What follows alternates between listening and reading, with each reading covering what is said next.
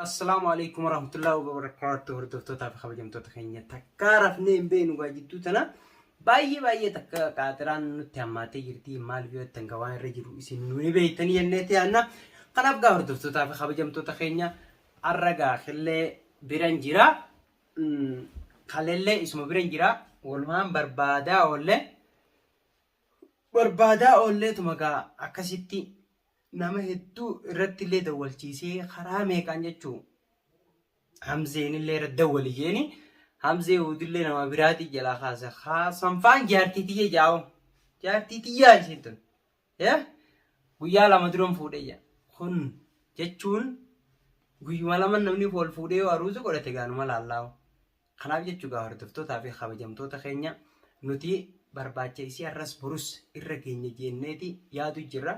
Ijoolleen hedduutiin hojii barbaadu jira amma warri ala jiru ha barbaadu jiran ha dhufu jiranii jira amma saamlee tokko faan naafuu dawwaluun oolu kun haalaan barbaadu ture si barbaannullee nuti kaameraa waraabuudhaaf hin dandeenye biyyatu jirutu biyya Arabaati akkasitti karaa jechuudhaan lafa jalaatiin barbaaduudha jira dubartiin malli isiin qabdu kaamala khaxiiranii beeytanii akkasitti barbaadu jirra hundaafuu waan irra geenye walumaanuu wajjin laaltanii jechuudha wajjin irra jiraacha Usmaanuu killee salaamtaa gaafadhu.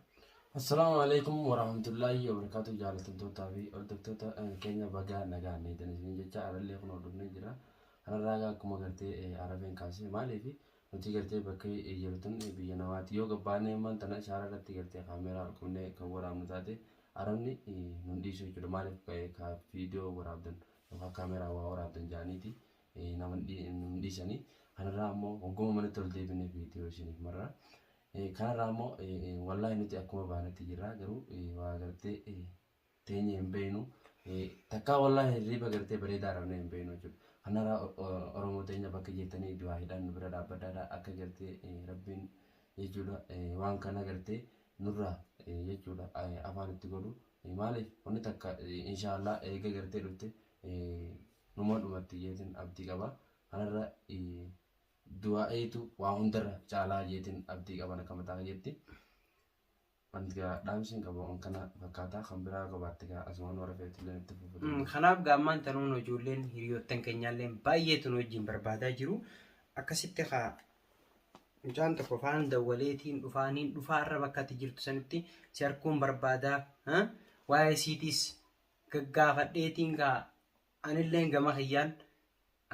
haalaan jechuudha akkamitti akka baateen gaafadhaa ollaa keessan bira akkamitti isiin deemuu dandeessee osoo atiin dhufin duratti naan jee mucaan akkasitti niin dhufa naan jee inshaallah yoo rabbiin yoo naa dawwale inninu inshaallah yoo rabbiin taate naaf dawwalaa jala haasee jechuudha waan gartee inni bakka inni itti dhufuu fi kanallee goonee fi waliin haasoyna akkanaati jechuu hordoftoota keenya. Nufaan eessa akka jirtan maalirra akka jirtan je'ee baay'ee takka gartee akkamitti akka baate si wajjin gaafadhaa si biran dhufuu barbaadanaan jechuu jira walumaanuu laallan. Kanaaf jechuudha mucaan dawwalee jira hordoftoota keenya waan inni walumaa olatu. Heloo. Nagaa miti jirtanii? Numan jiru walaa alhamdulillah. Ni dhuftaa? Amma bar mana killee jira killee bira jira. Hayya khalaas tamam si inaati khottu kha. Hayyan turin.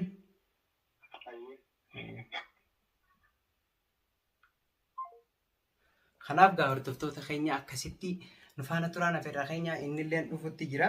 Waa'uma keessan kanan adda baafadhaa jeeti dhufutti jira mucaani akkasitti gaa killee asumaanuu itti aansuudhaan kaa waan jiru gartee haadhufu maali rakkoon qabu maaliif innillee garuu namoonni wajjin illee jechuudha dhaabbatee barbaadutti jiru kanarraa yeroon amma innillee halkan kana jechuudha guyyaallee barbaadaa malee amma gaa innillee waan gartee gaa nuti itti jiru tana baruudhaaf dhufaa jira kanarraa rakkoon qabu haadhufu namni biraallee garuu kaniif osoo isa qofan ta'in garteen wajjin barbaadaa jiran wallaahi galatoomanii hedduutu jira.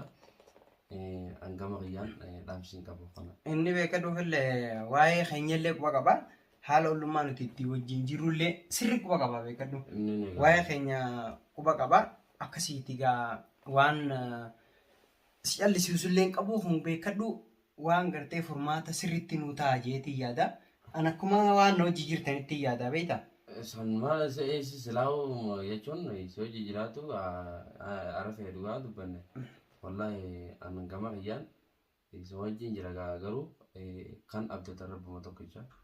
Ka abdata rabbuma ati haa maal siinaa jiru ati isin na bira jiraachuu nu beekadhu anaaf waan guddaadha bareedaadha. Wajjin jiraatee namni tokko ollaa yoo beekes seeni bani seeni ulaan bana taa kottu Bukan. nagaan Nagaa fayyaadha. jirta Jirtani. jirta Awwa jirta. akkam nagaan Birkaadha. nagaan dhufte Awwa maka nagaan dhufte. taa kottu Akan. taa'e Birkaadha. nagaan miti Jirtani. birkaana Birkaadha wallah. taa'e Uma jirtan. akkana hunoo mana fillee dhufnee tattaa'u jirra Ani sammuu mantanaan gamana qabee ayyee mana maamma kana bara fagoon jiru. ayyee Asumaan as dhufe.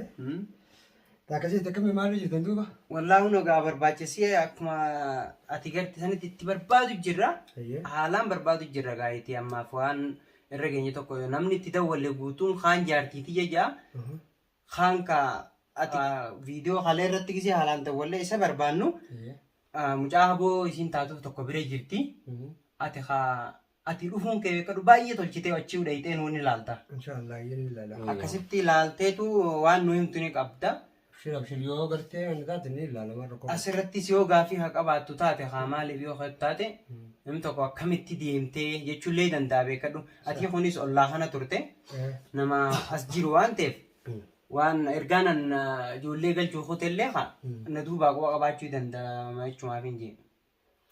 Dhugaadha garuu anarrallee gartee killee dhaatii turre beeka. Maaliif ani hangaan asinillee ilmaan dhudhufa isa bira beekte garuu atis deemtee ijoollee galchuu kutuu kee qubaan qaba. Jarri ijoollee dhiiraa takka hedduun si qaba. Eenyufa? Isaanillee numaan jee. Yoo maali akkamii ijoolleen adda dhuftutu numaan jee gaafa sun numaan shakkee beeki. Taakkasiiti gaafa jarri asi qamahu san awwa mammati maali jeetiin gaafadde. Asitti innis aboo waa quban qabu bargiseen bakka dalagaatii dhufu akkana qabu jiranii maal majaa. Garuu kaan manni kun shuggaa tokko wajji galtanii aboo maal asii gootanii miti deema kajoonni qabu silaa isumaa beeki. Tana taatu haa olluma kiyyaa baasee Laa amma waan takkaa jira. Na dhageessa kaadaa nyaa keessatti arabeen beekta. Maaliif namni tokko anamma dalagaa irraa kan dhufu namni kun mana jira. Maaliif namni kun dhufee jechuun kam danda'a? Maal isaaniitiin beeka yaani fira. mana jira ogguu jettu duba fillee ati xollaa kiyya. Si xollaa kiyya waan kan hunda siituu qulqulleessatti baasu qaba malee kanuma duraa'u boofaa faaya laateeti. Anoo. Egaa. Yoo rafe mee namni kun yoo mana dhufte galgala irraa nama mana dhufu duba ati abalu ati eenyu jedhi gaafa dhaamee akkam yaaddanidha. Jechuun kaayee sana. Namni si bira qamahu dhufe. Eenyu jettee kami gaafatamaa? Namni kun hoggaa dhufe kun diiwaana ta'anii diiwaana akkamaanii nama kana jechuudha.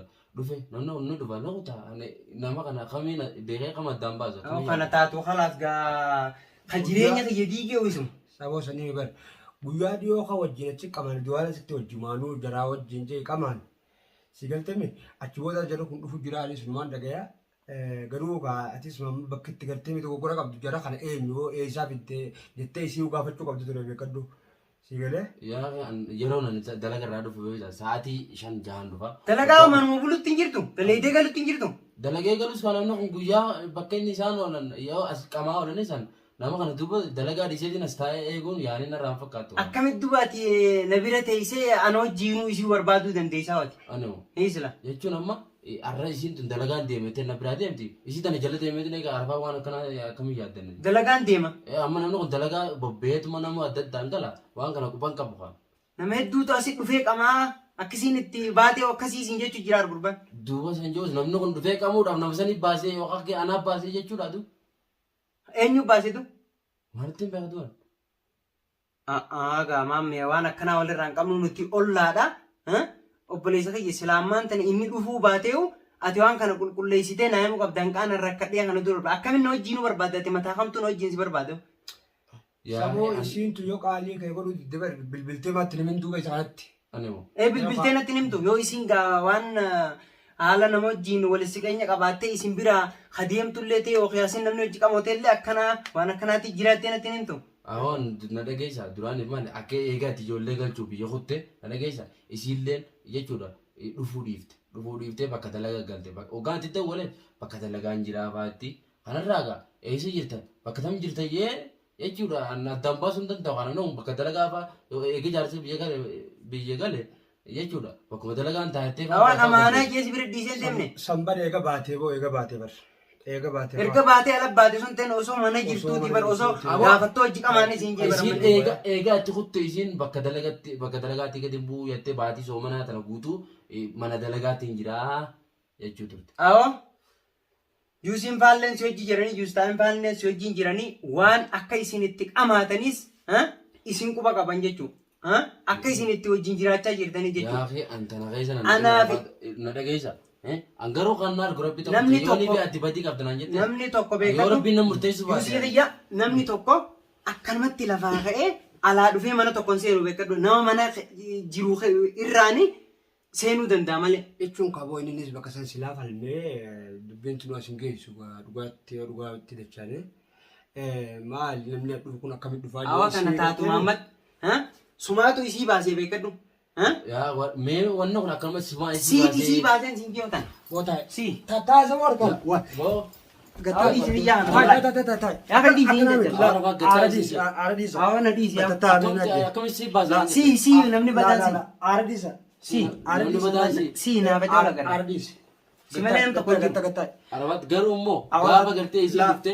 Wan kunda dambafte. Isin duftu si isin kalan. La. Boda shena.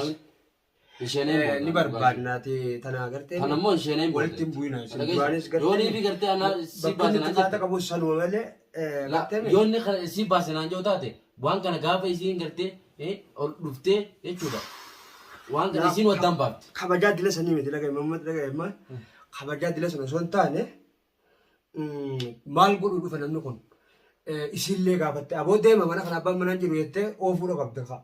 Kan dhufan namni kun gartee kan keessi jechuudha shuggaan guddaadha. Kanarraa Oromoon ture itti dhufa nama kana akkamitti addaan baasuu danda'an. Tokkollee nuti irratti wal dhabina. Anaatiitu garteeme baasa isii bakka isiin jirtu. Inshaallah ni barbaanna walumaanuu mucaa haala anaaf inni yoo isiin bahuu baattee arra keessa bahuu baattee jechuudha. Naaf inni wal agarra. La. Anaaf fidanis. Eessatti deemtee fidda? Naaf barbaadee baasa dhiisaa kalaas. Garuu kanaatti wal dhabina. Isiinis beekatu namni yoo yaate du'uu baate ni mul'atte.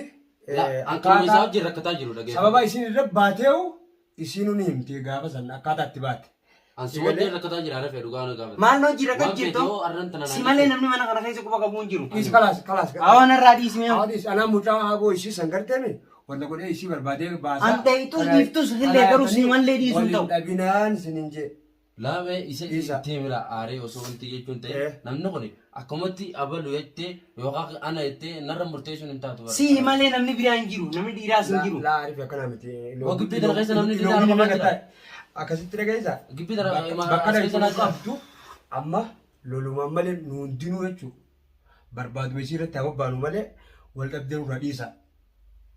Akkasitti inshaallah nuuf barbaadee mul'isa. Gaafa isin mul'atte garteeme isiniif deebineeti isiniif adda baafna. Sababa ishee irratti jarri gartee duraan wajjin nyaachaa turellee wal dhabu jira. Akkanaatti daawwattoota keenyaan isiniin jaa.